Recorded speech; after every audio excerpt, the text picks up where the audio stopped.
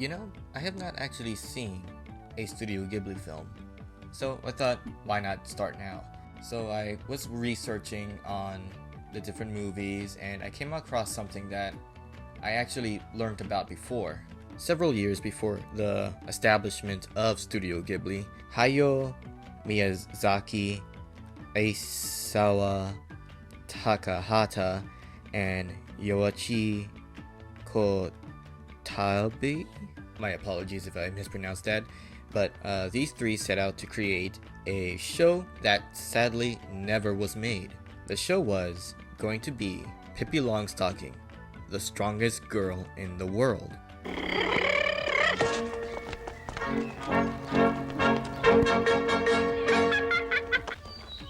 The next time you pick on my friend Willie, you're gonna have to deal with me. Yes, that Pippi Longstocking.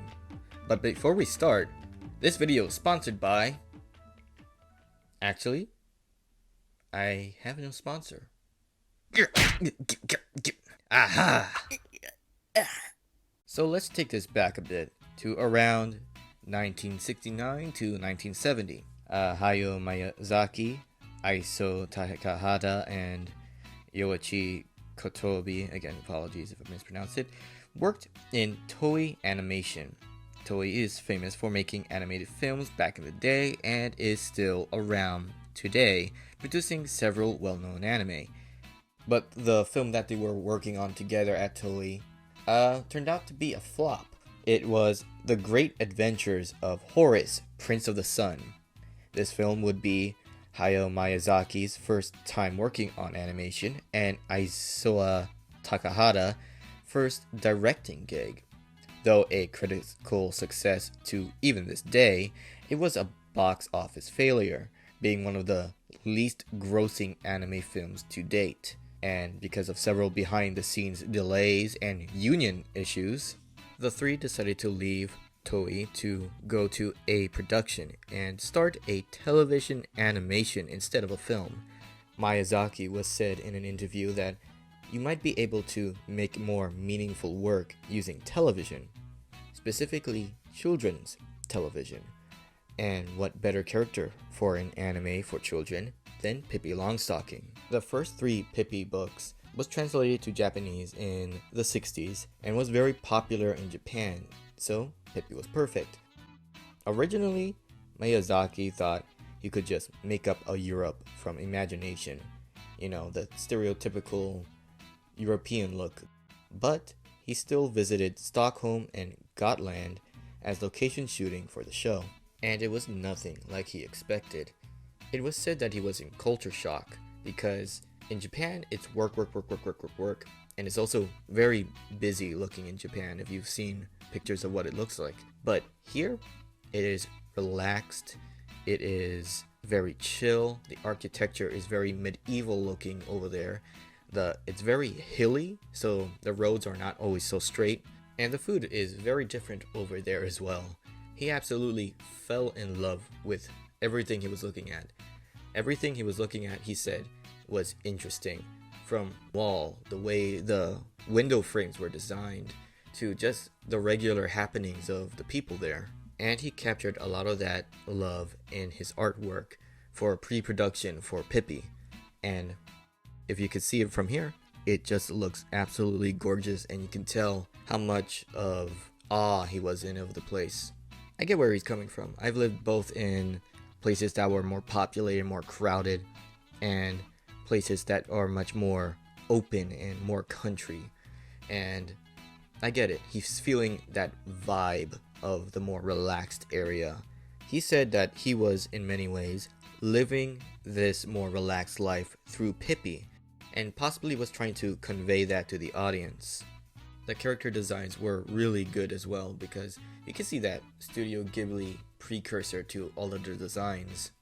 The character design for Pippi specifically was inspired by the actress from the live-action film, as you can see the similarities right here.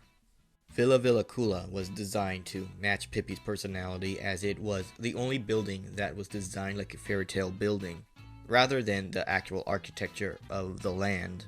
And it gave it whimsy, and I really loved the idea. Most of the stories were going to be from the book, but some of the episodes were planned to be original stories, like one where she was going to face river poachers or possibly river pirates, and another one where she flies a plane. Think of it of like Phineas and Ferb with all their different adventures. A lot of smaller scenes were also roughly storyboarded, like where she's cooking pancakes, getting ready in the morning, or having fun with her friends. And even smaller details like the layout of the town to even the layout of Villa Villacula itself. Even this rough walk cycle of her walking backwards. Of course, the show wouldn't see the light of day because Lindgren, the author of the Pippi books, didn't give her permission for unknown reasons. However, her heirs did give permission for a lot of this behind the scene work to be published in a book called The Pippi Longstocking That Never Was.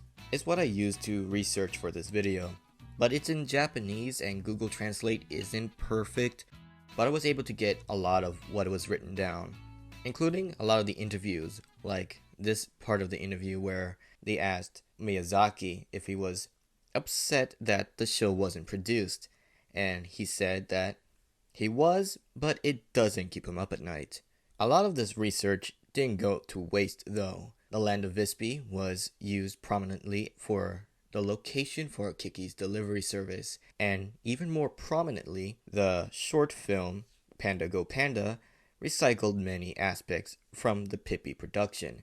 Most obviously, the character design for the main protagonist is very similar to Pippi. Now, Pippi would eventually get her animated treatment in the 90s with a Canadian-produced movie and follow-up TV show. The movie was simply called Pippi Longstocking, and I believe the TV show was called The Adventures of Pippi Longstocking. And that's the Pippi I actually grew up with, and I liked it growing up, and I still kind of like the show today. But I really love the beauty of the Pippi anime that never was, because not only are the designs amazing, but the background's amazing, and how much research went into that show that sadly didn't get to happen, but at least we could get a glimpse of what it could have been. But what do you think? Let me know in the comments below. And until next time, bye. Pippalata, Delicatessa, Window Shade, Mackerel Mint, Ephraim's daughter, Longstocking, is about to make a name for herself. Hey ho, I'm Pippi, Pippi I away. Home and I'm happy as can be. Pippi Longstocking. From the pages of Astrid Lindgren's classic storybooks comes one of literature's most exceptional young ladies. In her very own animated adventure, follow Pippi and her friends on an unforgettable musical adventure. Someone right behind us!